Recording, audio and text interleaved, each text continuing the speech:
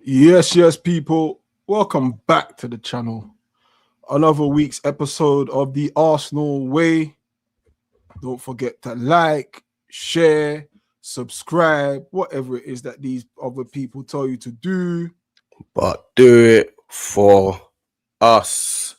You know what? First and foremost, I just want to give a shout out and a flipping RIP to Anthony Joshua's two friends, man. You know what I'm saying? Shit, crazy. Like, it's mental, bruv. Like, big him up, man. I can't imagine what he's going through. It shows you how precious life is, how short it is.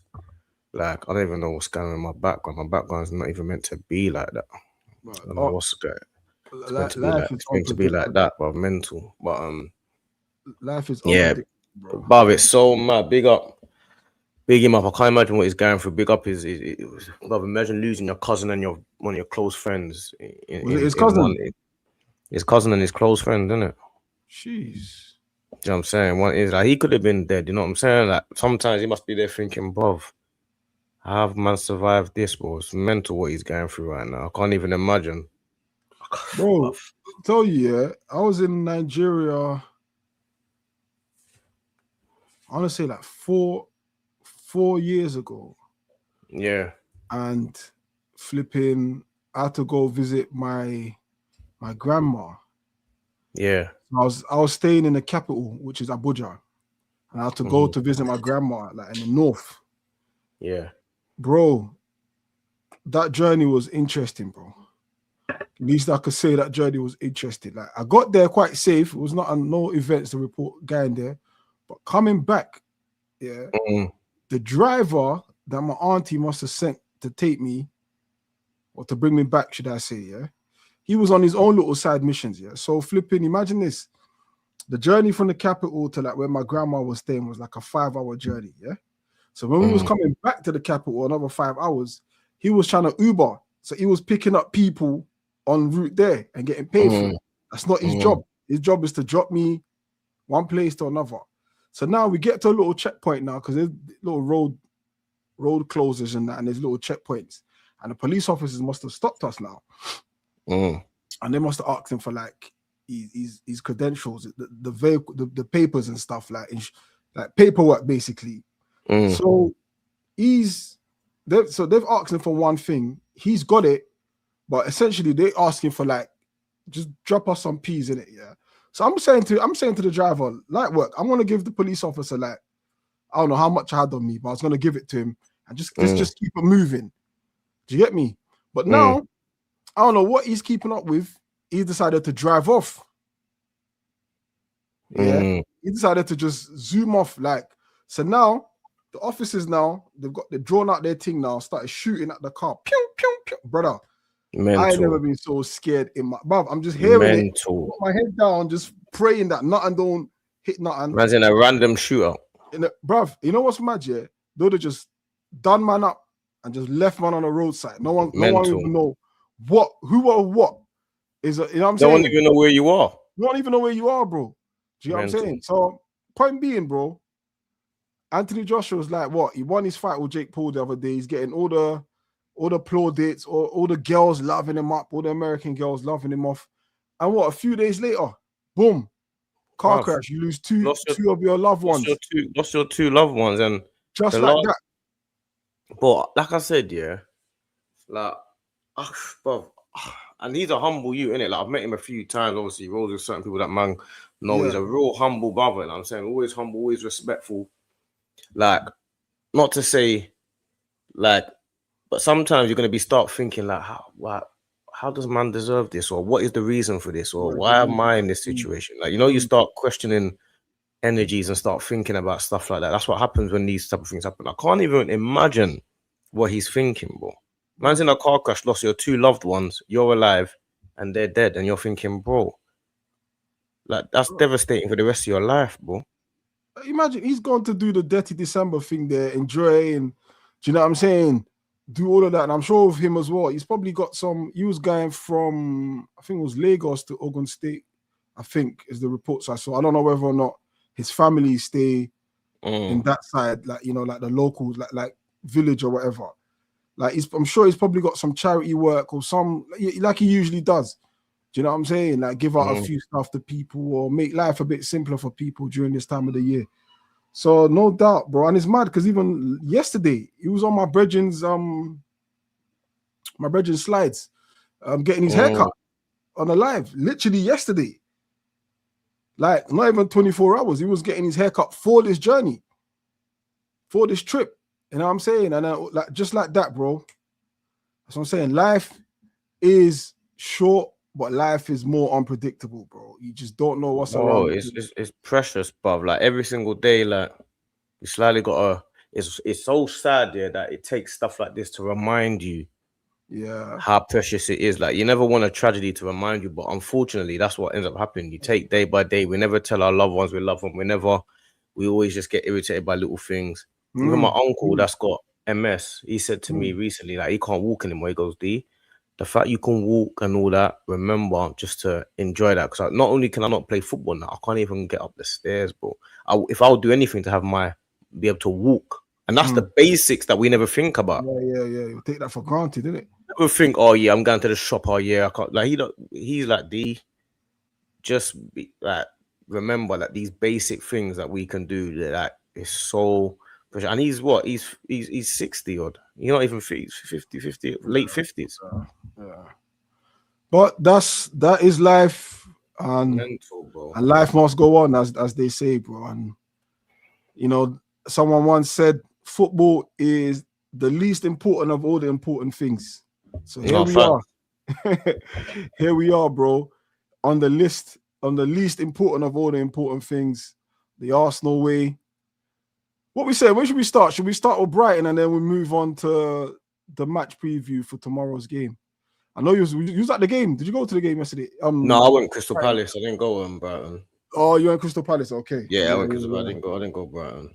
But what was that Palace one like compared to Brighton game? I don't know, man. It's not enjoyable. Like it's not exciting. It's not off your seat football. You know what I'm saying? Like, I don't know, man. I feel like it's so different, match going fans and online fans, how they feel. You know what I'm saying? And it's so people know we're a good team. Like no one ever felt under threat in that cup game. It's mad how it goes to penalties, but no one at the ground. No one felt like there was any threat.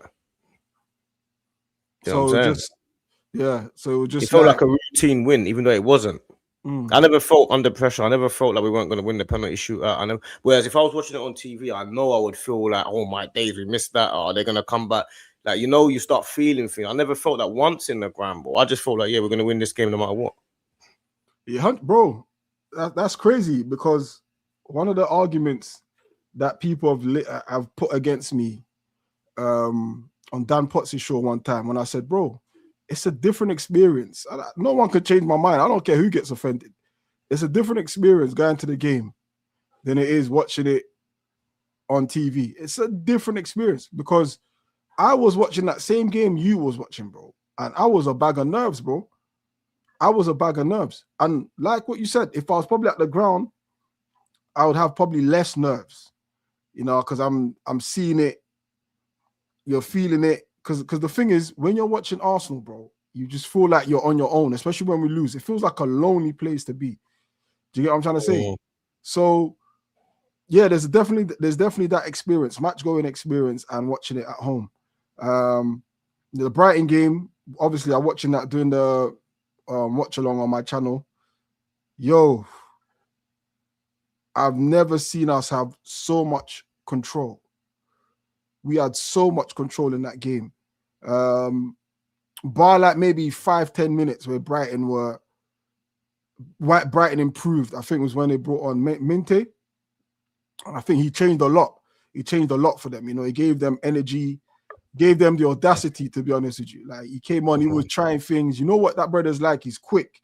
Gets in really good positions. Maybe his final third, not the greatest, but really that I can't think of where I think Brighton really hurt us. And I think there's a lot of positives I take from that game. First of all, our emotional control was really good.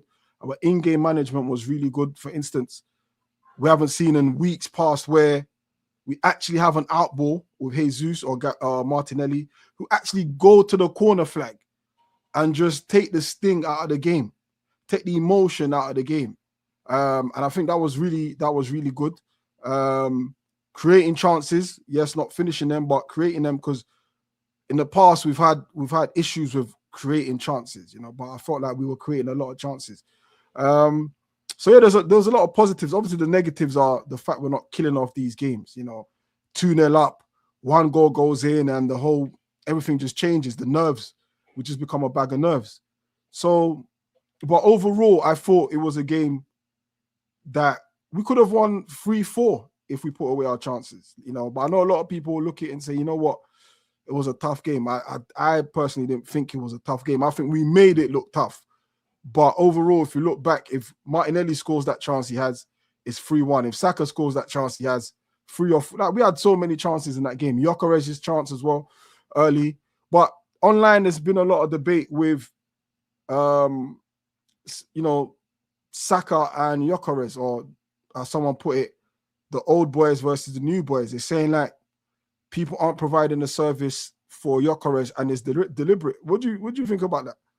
Do you know what? Yeah, I've had this conversation with a couple of people about this Saka thing. So this is my take on it.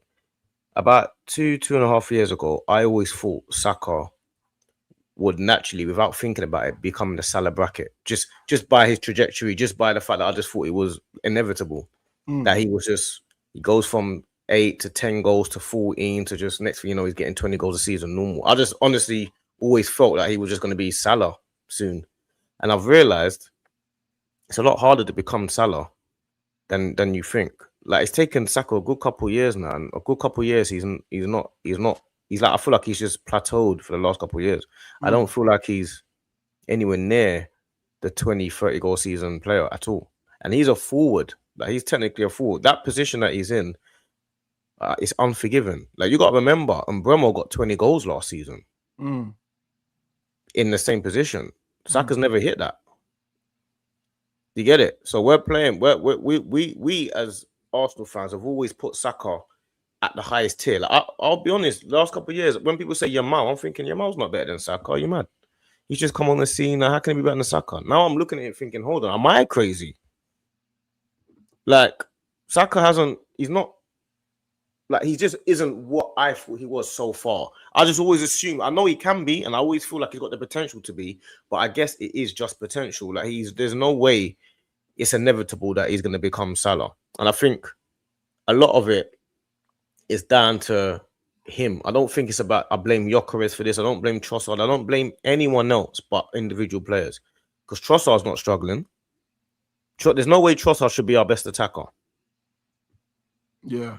There's no way. It's as simple as that. Saka's our best attacker and he's not acting like it. And it's as simple as that. Like, there's no two ways about it. What do you think changed? Like, what do you think has changed? Because for me, when I think about Saka, and you said obviously like you thought you'd be in the ilks of Salah, and I personally don't think he has to be Salah to be world class. I think there's with Saka, he's always been a player that's been selfless. He's trying to create chances. His GA has always been high, and one of the reasons why his GA is always high because he's selfless. You can't have a high GA goals and assists. But I think, and I made a reference to it in my match reactions yesterday about possibly the World Cup's coming, and a lot of players are trying to make sure they're on that plane, and perhaps maybe just being selfish and trying to go for goals and trying to improve your reputation is one of the ways you get yourself on that plane. I feel like that's giving him an easy way out. You think so? Like, yeah, I do. I think saying that there's a reason for this and there's a reason for that, I don't think there's any reasons for what's happening. I just think we thought that his trajectory was faster and quicker than we actually realized. I honestly do believe that. When I watch him now in the last, it's like my eyes have been opened. Like, when I'm watching him, I'm looking at us and we're playing Brighton left back. Like, you should be skinning that guy easily and getting shots on goal. He was cooking him though. He cooked him every time. No, what Saka does, he cooks the left back, and then for some strange reason, the left back always manages to get back and get a block in. So he gets past them easily, and then it becomes a corner more so than a shot on goal. That's what he does. He gets past the left back, and then they can just get a block in, or they just get a ricocheted shot, or that is always some sort of last ditch thing. And that's because he doesn't have the mentality of actual striker instinct to go across the defender or to get in that space to shoot. Like, to me, like, he's a good player, but that's what he is. Like, I'm starting to our best player, and this is the three best players, should I say? Yeah, and I'll say this to say this. Declan Rice is our main man. It's as simple as that. Gabriel Magalhaes is our main man right now. It's as simple as that. Saliba has come to the fore since Gabriel's been injured because he is finding football easy again. Yeah, Saliba finds football easy, and David Raya. Of course, Timber and those guys, of course, but those four guys, Saliba, Gabriel, Declan Rice, and David Raya, are the stable mates. Unfortunately, Saka is supposed to be above them in our team. I feel like Saka is supposed to be when you're the main man in the team, which Saka has been for the last couple of years. When other main men come in the team, you're still supposed to be the main man, and the other main men assist you. So you see when Mane joined Salah, and when Wijnaldum and all those guys joined Salah, Van Dijk and Alisson, yeah, they had superstars, but Salah was still that guy. Mane just helped. Salah was also that guy, but Salah, I feel like certain players are overshadowing Saka. Declan Rice is our main man. If you were to say tomorrow, who would you rather have on the pitch, Declan Rice or Saka? We're picking Declan Rice. Yeah, but I think that's unfair. I do hear what you're saying about Rice. I think one of the reasons with Rice, and he's put up exceptional performances since he joined the club, yeah. But realistically, Rice is probably more important than anyone in that team because we have no replacement for him.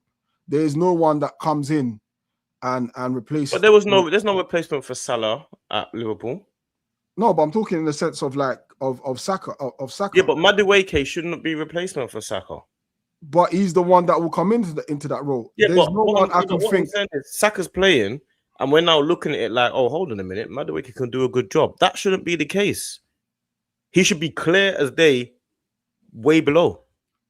No, but Saka is way ahead of Madueke. Like, is he? Like, is he though? He is. Come on, D. Come on, D. No, he is. No, he is in our minds. No. He is in numbers, in output. There's never been performances in his performances this season. Who do you think's been playing better? Saka's output is way more than Madueke's. Because he's played more. But if you were to say who's had a better season so far between when they've both played for us, who would you say? It's not for Saka. I would pick Saka over Madueke. No, you would because of sentiment. I know that because we know. No. Remember, I don't do sentiments. Remember that I don't do. But Madueke scored 2 and got dropped. That's good. Against Club Brugge. I want Madueke to do well because I don't do sentiments. But if we're being factual, there is no way on earth, until Madueke gets to a level where it can't be denied that I'm picking Madueke over Saka. But what level? But Saka hasn't got to the level that can't be denied. He's got more levels than Madueke.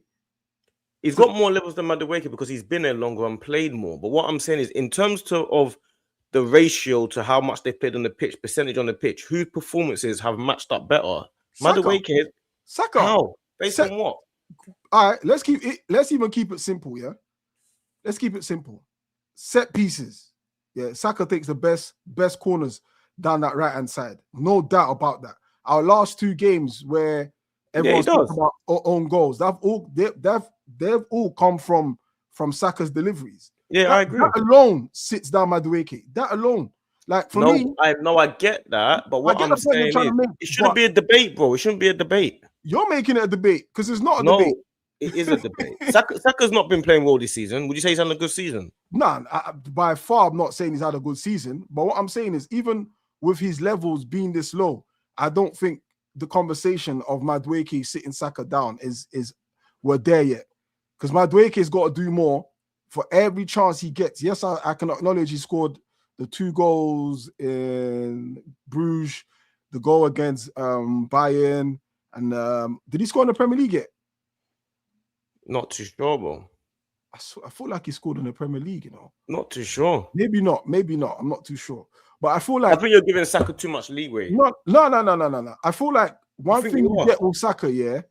One thing, and this I've always said, one thing I admire about Saka is that he often does the right things more than he does the wrong things, and that's one thing Madueke has to No, get. you know what? This is not a competition between Madueke and Saka. That's not what I'm saying. What I'm saying is the conversation. Okay, so in terms of what Saka's output and what he's doing this season, yeah, I basically expect more. Yeah, 100%. a lot more. 100%. And I think I agree with that. And I think most Arsenal fans will definitely agree this currently isn't Saka's best season. But his still not being his best season, he's still giving us a higher output than anyone on that right-hand side. Not enough. Bro, it's only so much. The boy, since he's played for Arsenal, has carried this team. He's carried this team. But I think he has more credit in the bank than any current active Arsenal player starting 11. Maybe you might argue, maybe Gabriel. I agree with you. But he's allowed to have an off season, but his off season. No, he's not. He's too young to have an off season, bro. 7 seasons. He's too young to have an 7 off seasons. We can't afford the off season. Aubameyang and Lacazette, Xhaka, he was still a carrier in that team. We can't afford the off season, bro. Not from him. We can't, bro. And that's why when you say stuff like we've got David Raya, we've got Saliba, Gabby, and Rice.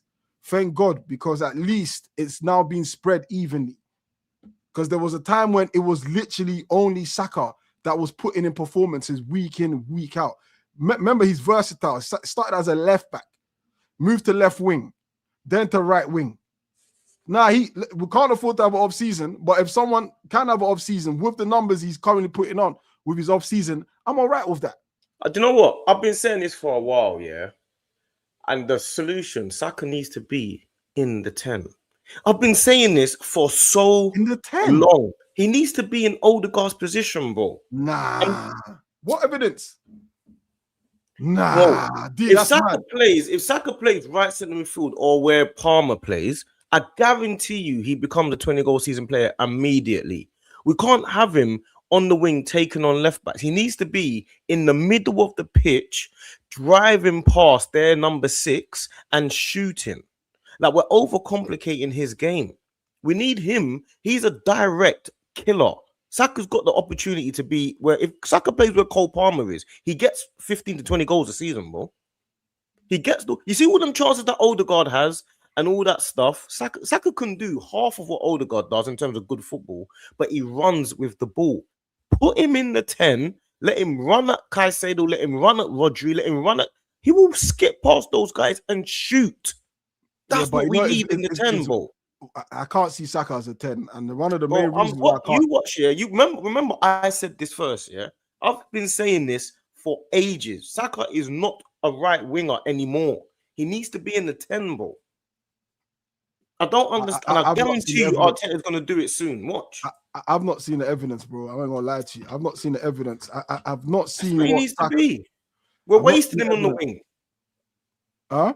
We're wasting him on the wing. Nah, I think he's rightly on the wing because he's left-footed, because he's very direct. He's not that direct, bro.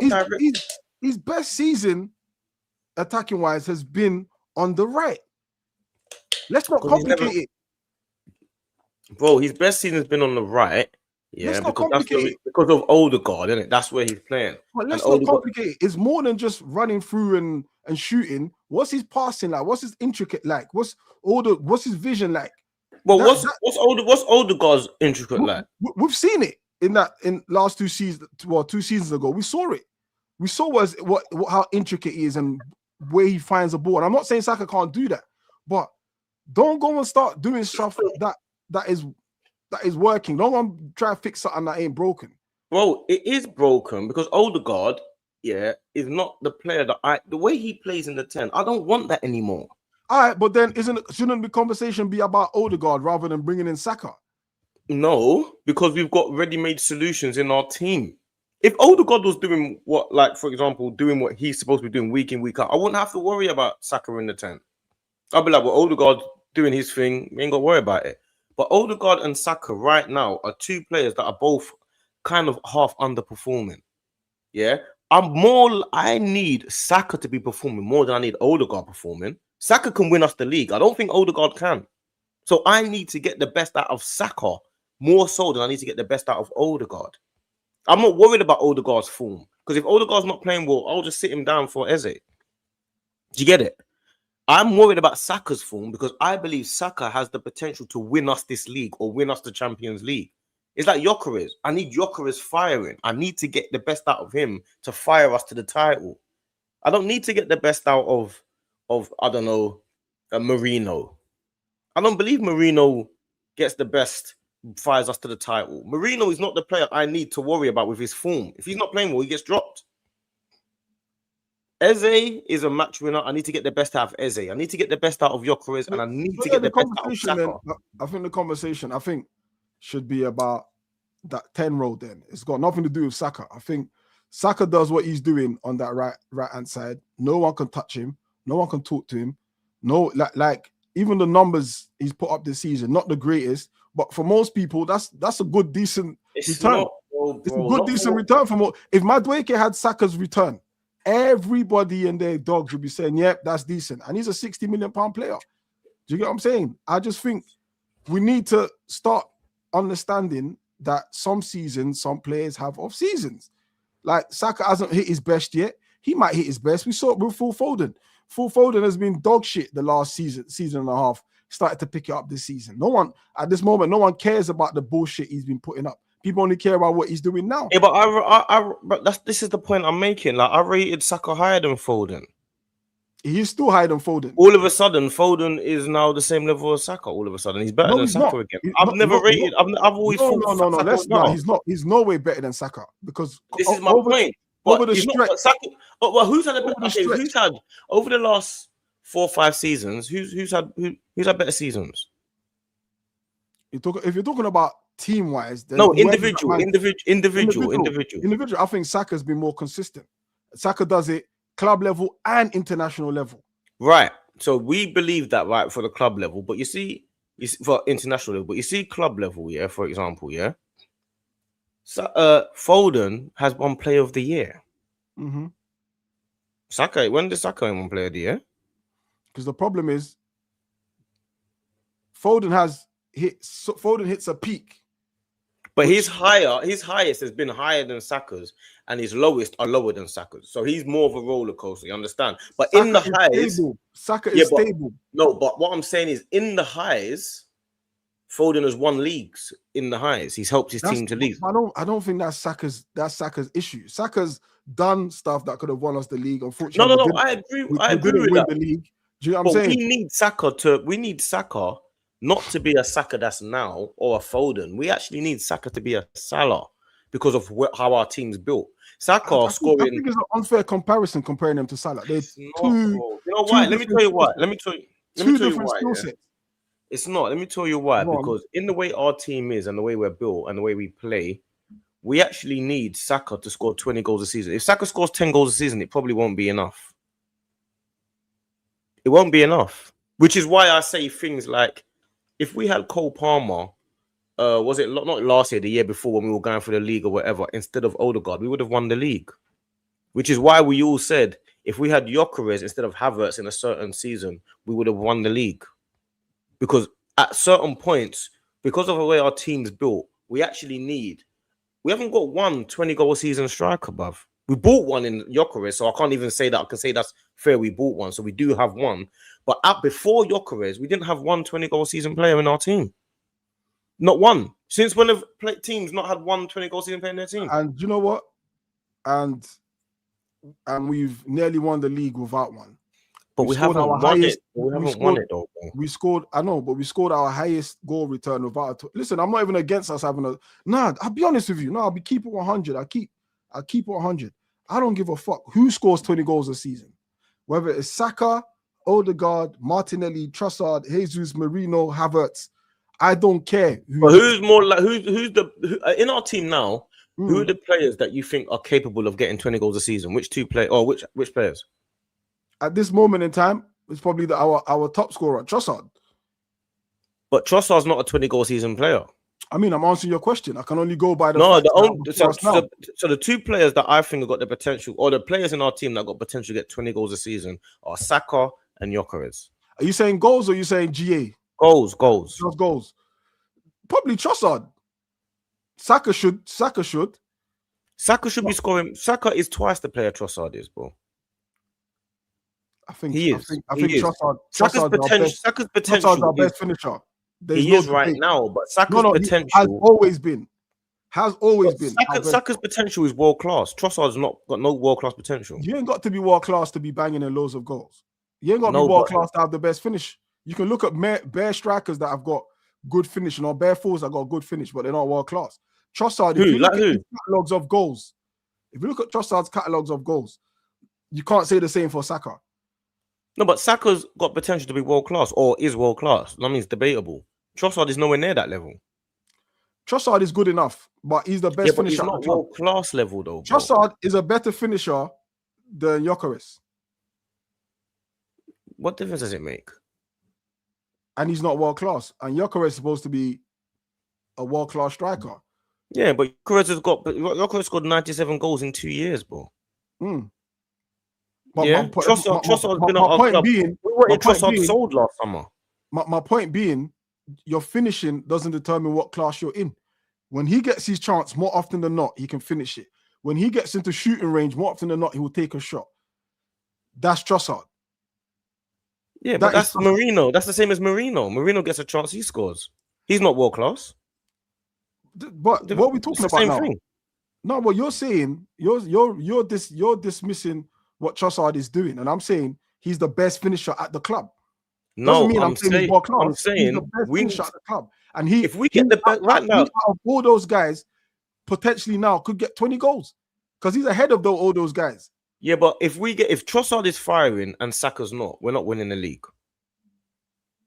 If Saka's firing and Trossard's not, we can win the league. No, we need to get Saka firing. I think that's sentimental. I think you're being sentimental there. I'm not, bro. I'm saying who's got the highest ceiling. What's the difference of Trossard getting 20 goals and Saka getting 20 goals? It's not about the 20 goals. It's about who can win us the league. It's about what goals at what time. It's not just about the 20 goals. What I'm saying is, yeah, we need our player that can win us games on his own to be firing. But I don't think Arsenal's set up like that. I don't think that's how we're set up. I think we're literally set up for anything in the front three and just behind to get in goals. Like, I don't think we're set up like that. I don't think that's like a Man City where they've got a Haaland and you know, we're probably more similar to Liverpool in the way. No, we're not. We're closer to Man City than we are to Liverpool. No, I think our setup is closer to, and that's why you make reference to Salah. You know, that's why you make reference to Salah as opposed to Saka and whoever is on Man City's right. We're closer to City, but they just added a 30-goal season striker, which is what we tried to do. That's what Arteta tried to do. He realized, you know what, I need a guy that can just put the ball in the net when you need it done. That's what you need. And the funny thing is, Saka is that same type of player. If Saka has the same skill set that he has now, we just need him to put the ball in the back of the net. Like, it's the same thing. That's what the game's about.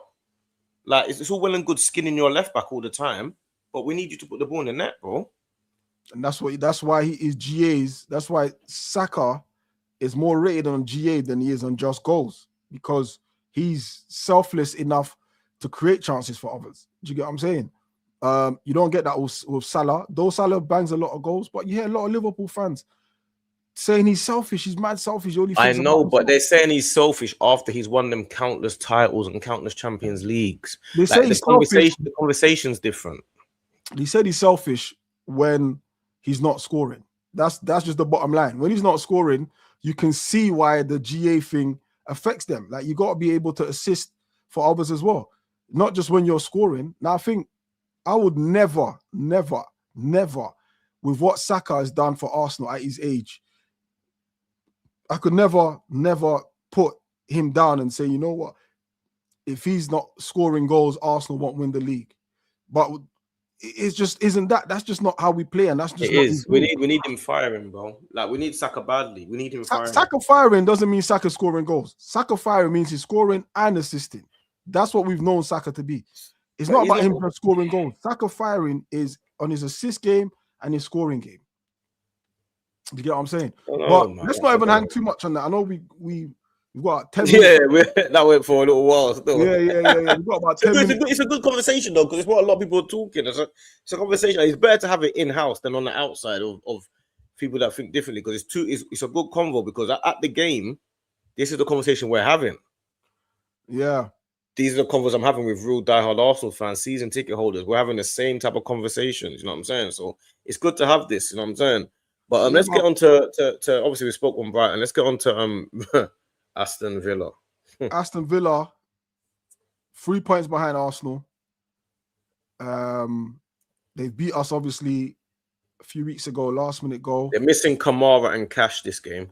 Yeah, Kamara. I love Kamara. I can't lie. It reminds me of Dembele. Reminds me of Dembele. Musa Dembele. No, not quite that good. No, he might. Not saying he's Dembele, but he reminds me of him a lot. You know who reminds me of him? Lewis Skelly reminds me of Dembele a little bit. I see it, but I think he's gonna have to hold midfield for me to make. But this Kamara brother, cold. They've obviously and he's been missing for a year. That's why people don't remember him, because he had a year injury. Yeah, they've beaten Brighton. I think they were 2-0 down. Came back to win that. Beat us. Beat United. 11 in a row they've done. And beat Chelsea. And they've shown so many facets to their game. They can go a goal up and still win, and they'll go a goal behind or goals behind and still win. So, and whether home or away, it doesn't matter. They beat Man City as well. So this by no means is a game that we must take lightly. 100%. This is a game that, as far as I'm concerned, we have to beat them. Don't care how we beat them, we've got to beat them. This is them going for the title. Yeah. They ruin our title chances. It's time for us to ruin theirs. Simple as that. I can't lie, I hate Aston Villa more than I thought. The Unai Emery business. Hey, I'm with you, Strict. And the thing is, I hate Villa more than I can't lie to you. I hate Villa more than these 3 games, do you know our next 3 games? Villa, Bournemouth away, Liverpool at home. Liverpool at home. We got this period here. We got this is now time where you say, you know what? If you don't want to win this, and we're getting our team back, we're getting our full squad back now. So you want to play now? Now's the time you fix up, because against Aston Villa, I'm playing Gabriel straight away. Don't care. Yeah. Gabby comes in. But you'll talk to man online. They'll say, no, we need to rest Gabriel. No. Gabby played 20 minutes against Brighton. Decent. He comes in. I need corners. I need it back. I need everything going. No. Gabby comes in. There's no 2 ways. Nkapé he's good, but he's a stopgap. He's doing a lot of stuff. Gabby comes in. Saliba, Timber, Calafiori. Normal. Yeah, the back line is what I need it to be. Midfield. Would you play Odegaard or would you play Eze? No, I'm playing Odegaard. I ain't forgotten Eze's defensive shambles against Villa. I'm never. I ain't forgetting that. Odegaard, boom. The midfield 3 of Rice, Zubi, Odegaard. Front 3 of Trossard. I know.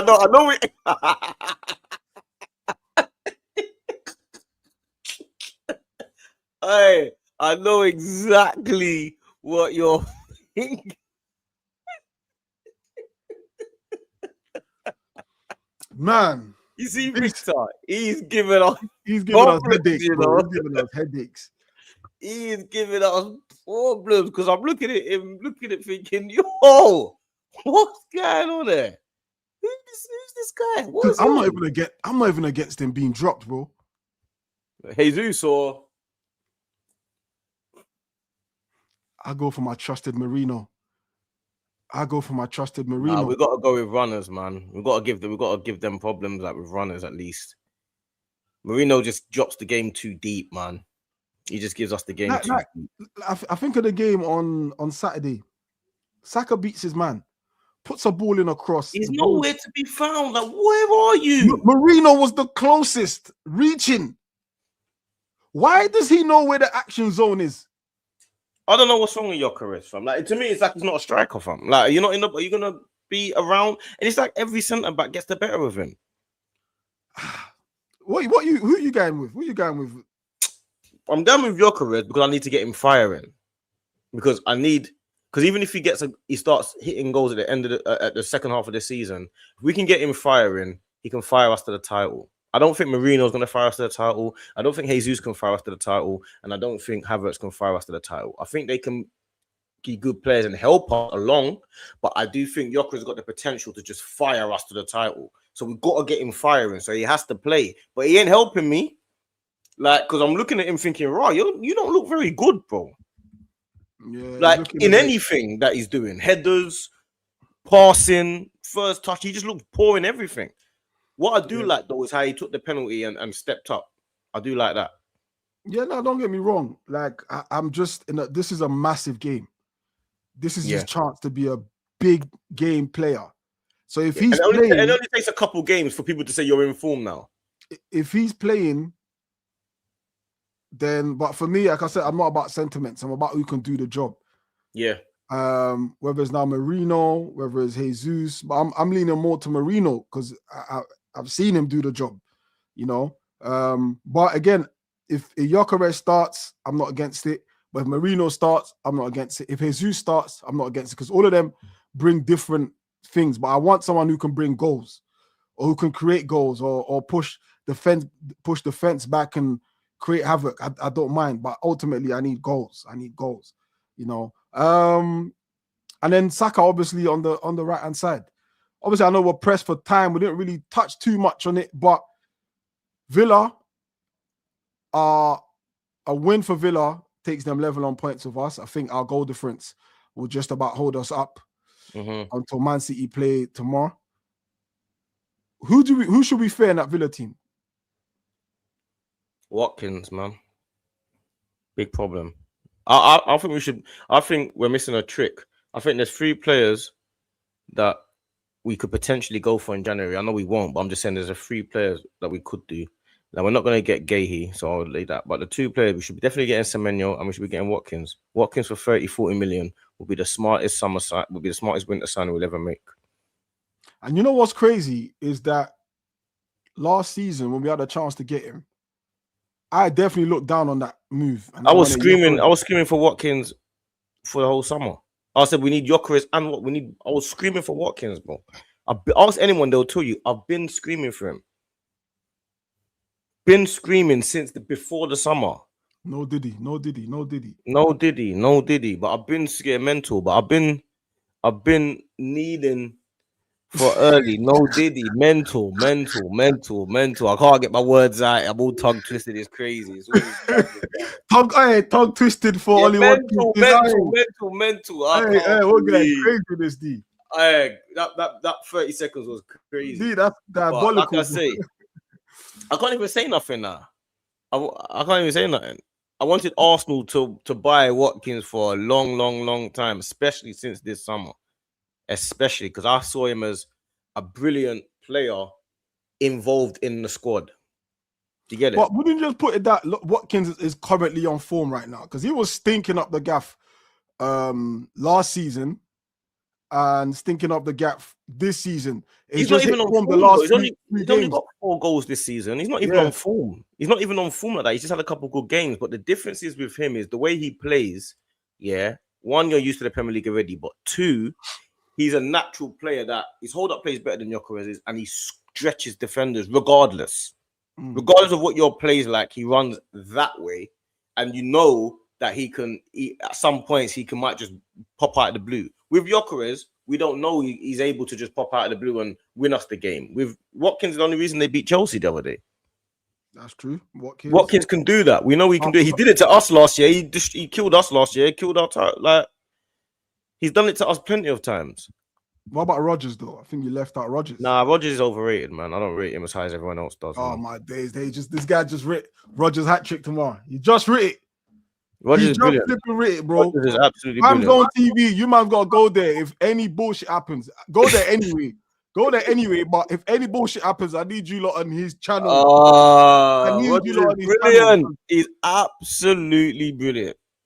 Thank you very much. That's what I need. All right, cool. Before we end on time, 8 o'clock. Score predictions. Bro. Or match predictions, should we say? 2 on Arsenal. 2 on Arsenal. I think it's gonna be a 1-0, you know. I think it's gonna be a close one. And I think that 1-0 is going to come late. It's going to be a late sting. They got no Kamara, no. It's only issue is Onana, but they got no Kamara, no Matty Cash. We gotta go. See, this is where I would say Trossard is the guy, but Eze needs to be on the pitch in this game. When you got no Kamara and you got no Cash, we need Eze on the pitch, bruv. We honestly need him. We need him on the pitch, but we need him. We need his madness. We need it on the pitch. That starting lineup will definitely be interesting. Very interesting tomorrow. But yeah, people, don't forget, before you take your next breath, hit that like. Hit that like. Before you take your next breath, hit the likes. Make sure you subscribe to FamZone TV. Hit that up. Let's try run that up. And of course, subscribe to Strict as well. We're currently dual streaming, both on my channel, Strict and FamZone TV on these channels there. So make sure you run that up before we exit and come off of here. Tomorrow, I will be doing the watch along on my channel and also be doing the Nigeria game against Uganda on DR Sports tomorrow. Hopefully, I can get back in time to run mine. No doubt we'll be finishing around 5 or 6 tomorrow. So yeah, so make sure you like, share, subscribe, whatever it is that these other YouTubers tell you to do. But do it for us. Big up, man. We'll see you next Monday, 7 p.m. You know the pattern, man.